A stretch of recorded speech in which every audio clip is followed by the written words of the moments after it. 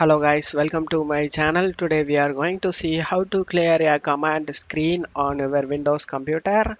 So if you want to clear the command console window, I'll show you guys how to do that.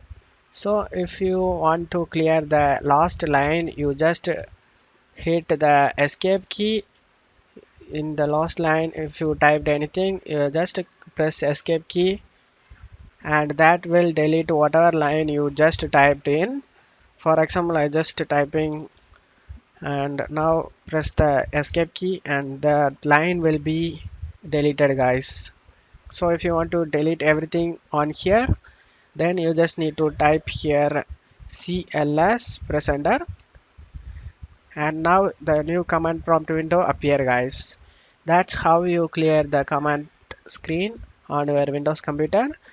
I hope this video helped you guys. If the video helped you, don't forget to leave a like guys. You can also subscribe me and support me guys. Thank you.